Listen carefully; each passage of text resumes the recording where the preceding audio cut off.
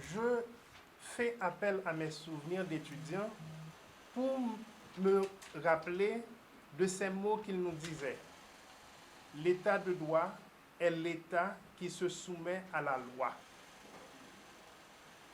Aujourd'hui, dans la situation actuelle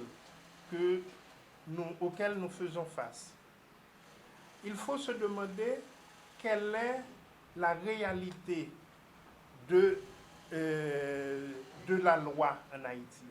Est-ce que la loi a encore cette primauté?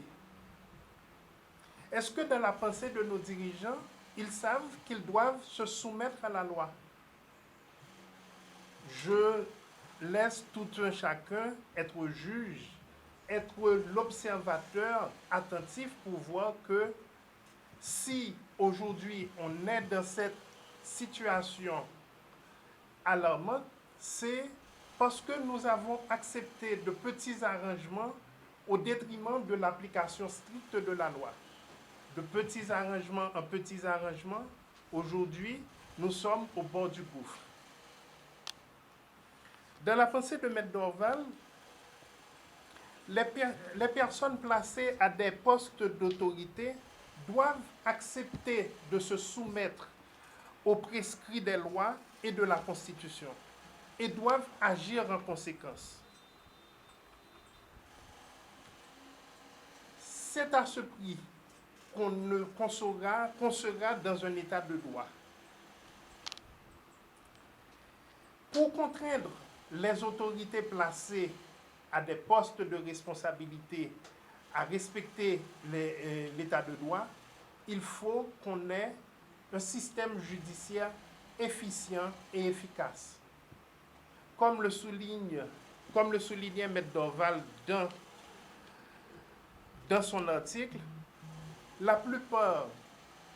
certaines fois, la plupart des juges de la Cour de cassation sont nommés et ne comprennent même pas le fonctionnement, la technique de cassation.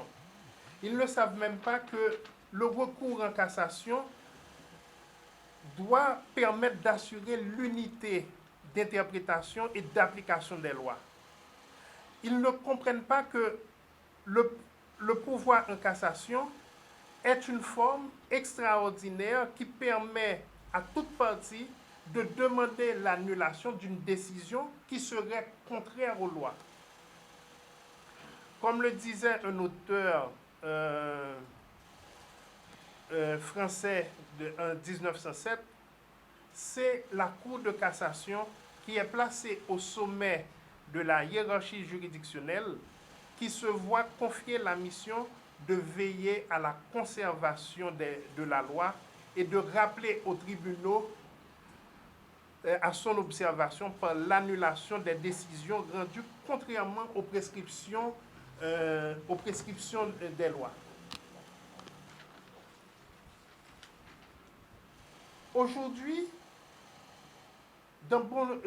au-delà des tribunaux judiciaires, le fonctionnement de la Cour supérieure des comptes également laisse à désirer. Aujourd'hui également, un fonctionnaire n'est pas à l'abri d'une révocation arbitraire, puisque à tout moment, un beau homme de l'administration placé à la tête d'une administration peut décider de mettre fin au service d'un fonctionnaire pourtant protégé par la loi de sa seule volonté.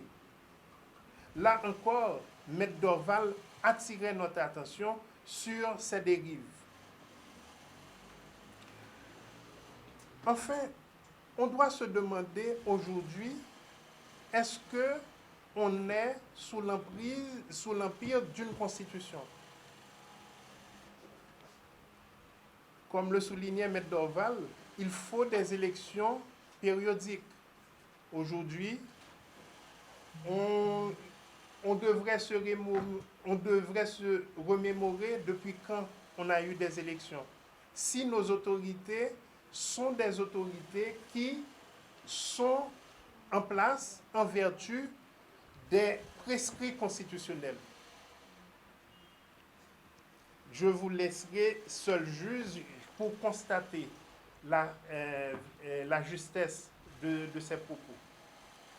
Au-delà de tout ceci, il nous faut regarder si, pour les libertés individuelles garanties par la Constitution, si aujourd'hui ces garanties sont effectives.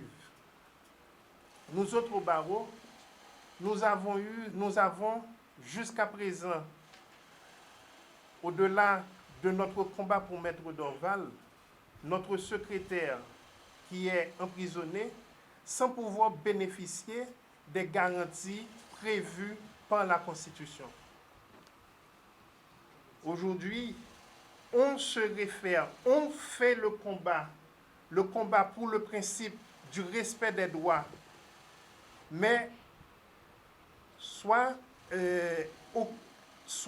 par décision politique ou refus d'assumer une fonction, notre voix, les juges, devant l'évidence, n'ont pas su ou n'ont pas voulu appliquer les prescrits constitutionnels.